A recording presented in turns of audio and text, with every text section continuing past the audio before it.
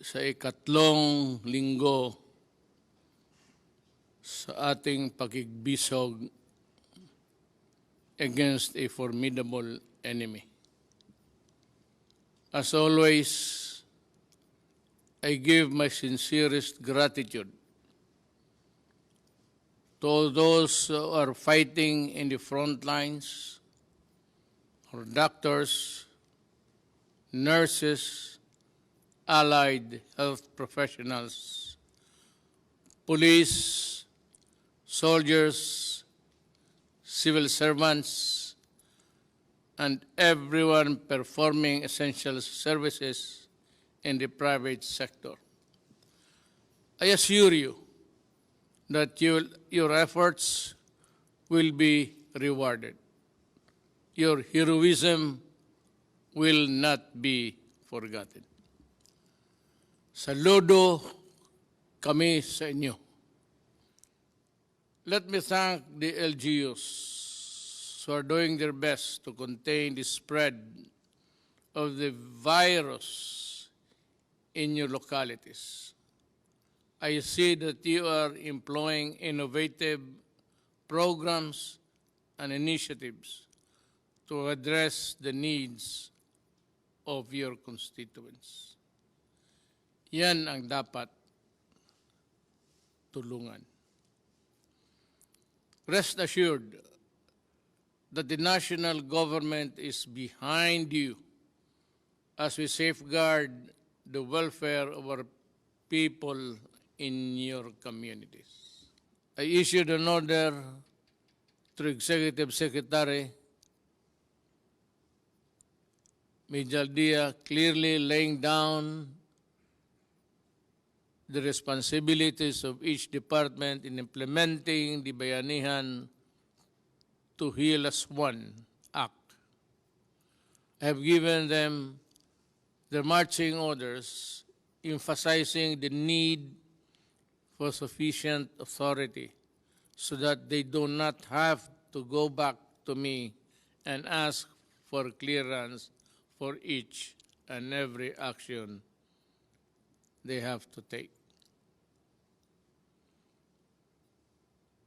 All of the details of our actions will be part of my report, which will be submitted to Congress pursuant to Bayanihan Act. There are now only two powers in the law that I reserve strictly for myself. One is the power to direct the operation of private establishments. The other is the power to require businesses to prioritize contracts for materials and services necessary for the crisis. I will exercise these powers only when absolutely necessary. The government is now taking action and undertaking several key measures to overcome and recover from the effects of this pandemic. These measures have three main priorities. First, providing emergency assistance to affected sectors. The second, securing facilities for resources for the health sector. And third is performing fiscal and monetary action for the economy. First, the government is now launching the largest and widest social protection program in our country's history. Pinakamalaki itong tulong ng ibibigay ng gobyerno sa mamamayan sa history natin. Nagkaroon ng problemang ganito. To make up for the loss of economic opportunities due to quarantine measures in the place of COVID-19. We have allotted 200 billion pesos for low-income households who are badly affected by the current crisis. Sila ang nasa informal sector and those who live day-to-day on subsistence wages or no work, no pay. Arrangements, beneficiary households will receive emergency support for their 2 months based on the regional minimum wage. However, I still count on everyone to also look out after their fellow men, their countrymen. To those who have more in life, I implore you to share in the cost of taking care of the less fortunate and keeping our society intact. They have also contributed to our prosperity in one way or the other.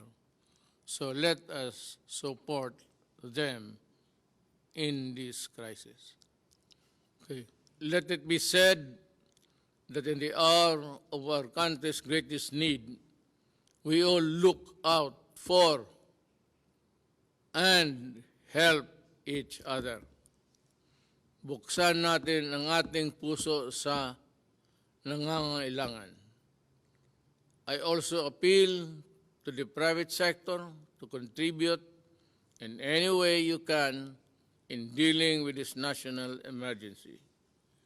We implore employers to do their part in protecting the welfare of the millions of Filipino households that belong to the formal sector and depend on their employers for continuous livelihood. For those who have silently helped away from the cameras, maraming salamat po. The government will provide a recovery package, especially to micro, small, and medium enterprises to help deal with the economic effects of this pandemic. My economic team is already creating the guidelines for this as I speak. To our farmers and our fisher folk, we have not forgotten you, and government is now employing quick response measures to help you during the crisis, as well as ensure food productivity, availability, and sufficiency during the period of the pandemic. Andito ang gobyerno para sa inyo. The government is also ensuring the unhampered flow of cargo and their workers to maintain the continuous and steady supply of food, goods, and other essential supplies and items. A price freeze on commodities is already in effect, and measures to curtail hoarding and profiteering are also in place. Uulitin ko, hindi ito panahon para kumita. Hindi ito panahon ng pagsasamantala. Food packs and essential non-food items are also being distributed on LGUs in Metro Manila and the rest of Luzon. Contaminated areas in the Visayas and Mindanao are receiving similar assistance. More will be given to augment the requirement of LGUs in the coming days as we repackage the items in our stockpiles. Gagawin ko lahat para walang magutom. Second, we are marshalling and deploying the resources of government to provide our frontline health workers with everything they require so they can save as many lives as possible. We are now procuring medical supplies, devices, and personal protective equipments. About 1 million medical protective items are being acquired right now, with the government and the private sector working together to purchase or produce the necessary quantities. We are also ramping up our capacity to test more broadly, to take a fuller and more accurate picture of the spread of COVID-19 in the country. We will also build, operate, and accredit more medical facilities and laboratories in the coming weeks. The outpouring of donations and support from business organizations, foreign governments, and private individuals over the past few weeks have also been overwhelming. I therefore would like to acknowledge the following for their help in this crisis: the government of China, the government of Singapore, the NGCP led by Big Boy C and Robert Cuyeto, Ramon Ang, Enrique Crason, Manny Pangilinan, Lucio Tan and Michael Tan, Simeon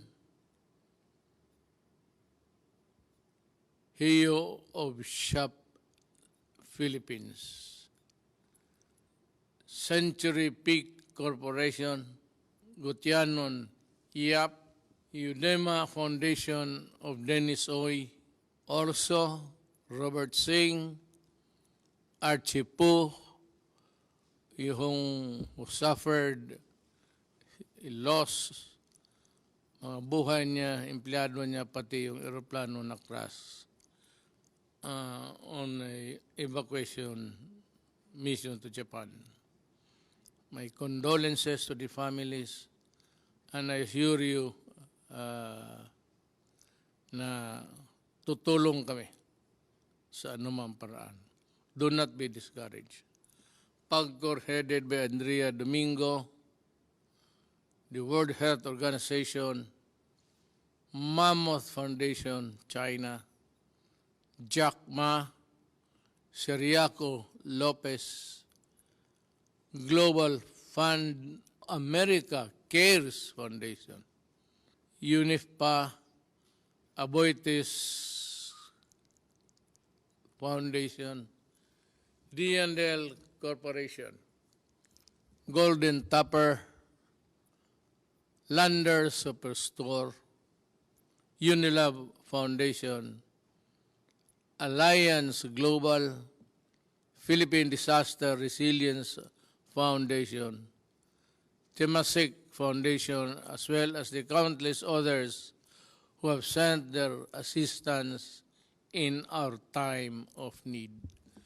In behalf of the Filipino people, I thank you and your compassion and your generosity and my personal gratitude. Mahal kong mga kababayang Pilipino, nasa ikatlong linggo na tayo sa ating crisis na hinaharap. At tayo'y hirap sa pera, sa medical supplies, sa lahat.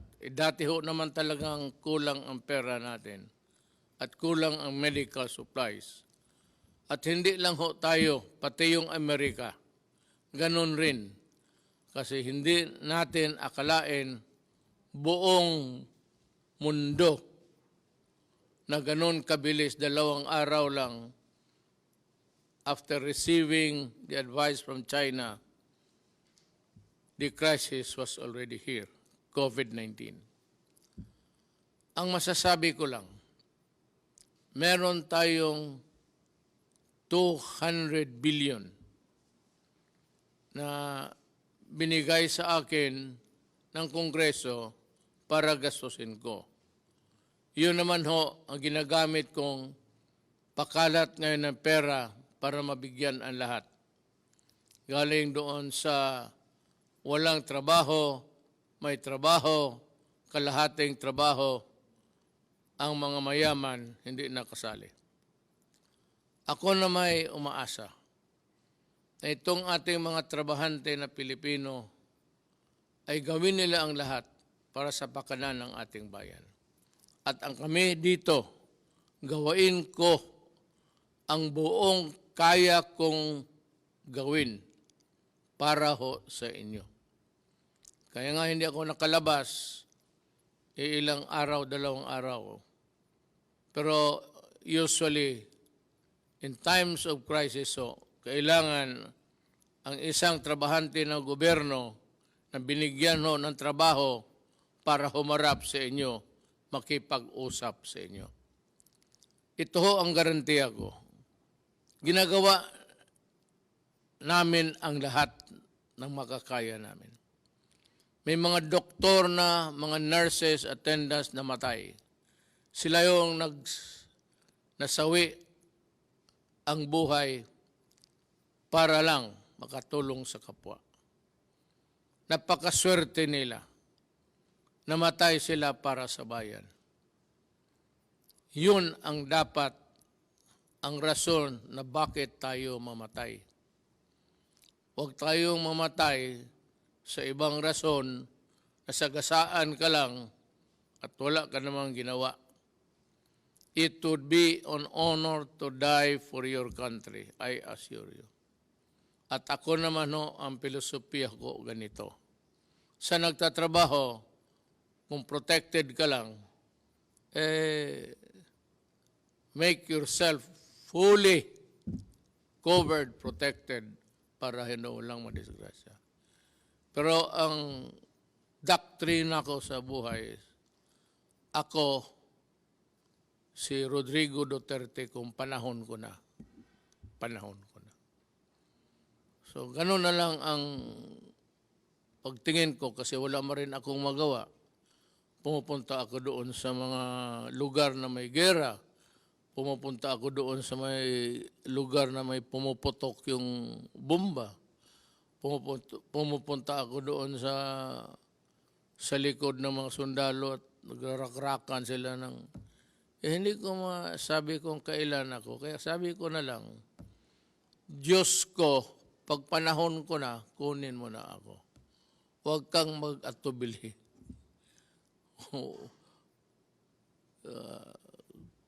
Bahala ka na. So sa mga kababayan ko, hindi ko naman sinasabi na sundin ninyo ang aking filosofiya. But somehow, let the thought comfort you that I really worry about you. That I worry that you will not be able to reach an old age with your children and grandchildren. Kasi ako, nandyan na patapos na ako. Kaya ko masabi yan. So, trabaho lang tayo. Ang mga supplies nandyan na at makabili na tayo ng kailangan ninyo. Ngayon, sa mga tao na binigyan ng people task of distributing the money, distributing the food, distributing the relief goods, kindly do it. I use the word to a T. Kung hindi nyo naintindihan yan, mag-research kayo. Pero talagang pag nagkamali kayo dito, hindi ko kayo palusutin. I will see to it, even tomorrow, if I discover some embezzlements, some hoarding there at dinadivert yung pagkain sa mga tao na dapat hindi sa kanila. You better think. I am not a cruel man. Pero kung may report ang pulis, I will order your detention hanggang matapos itong COVID-19. Sabi ko, wag ngayon. Wag na wag kayong mandaya, mangurakot, at taguin yung mga pagkain at yung iba hindi bigyan kasi you know, people sometimes think that they own whatever they receive from government. This is not yours. Neither is it mine. Pero kung mamuliti ka tapos makabalitaan ko na yun ang nagawa mo, I will suspend you ora mismo. And for those who are really absconding the money, I will detain you, I said. And maybe I will release you pagkatapos ng COVID. Hindi ako nananakot. Nagpapasalamat ako sa buong lahat ng aking mga doktor who are honest at talagang natatrabaho. Sa inyo po, personal kong gratitude na hindi mabayaran ng pera. Ang papasalamat rin ng taong bayang Pilipino. Salamat po. At ako'y regularly makipag-usap sa inyo until this crisis is over. Huwag kayong matakot ngayon. Huwag na huwag kayong matakot kasi sabi ko may pera ako at kung meron man ang palpak-palpak dyan kunti, ayusin namin yan. Ayusin ni Lorenzana yan, the implementor, pati ni Anyo sa DILG. Ato si Galbeso, puro military na yan sila. At as a matter of fact, ganito, lahat ng contribution, lahat, ibigay mo doon sa opisina na set up ng task force. At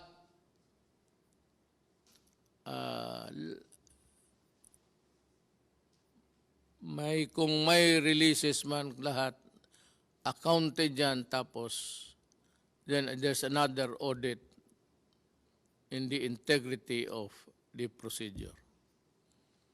Yan lang po, papasalamat ako sa lahat ng trabahante ng gobyerno nandyan. At ako naman po at the same time, nagbibigay ng warning. Totohanan ko talaga kayo. Sa crisis, tapos gawin mo pa yung dapat ka talagang ikulong. Hindi kita i-release. At huwag kang, hindi ako maniwala ng kaso-kaso. Hayaan mo, magpapapreso ako. Balang araw kung mali ang sinabi ko at ginawa ko. Sa inyong mga Pilipino, mga kababayan, mahal ko. Mo mga Bisaya, sunod lang mo. Sumunod lang kayo. At walang problema. Daghang salamat.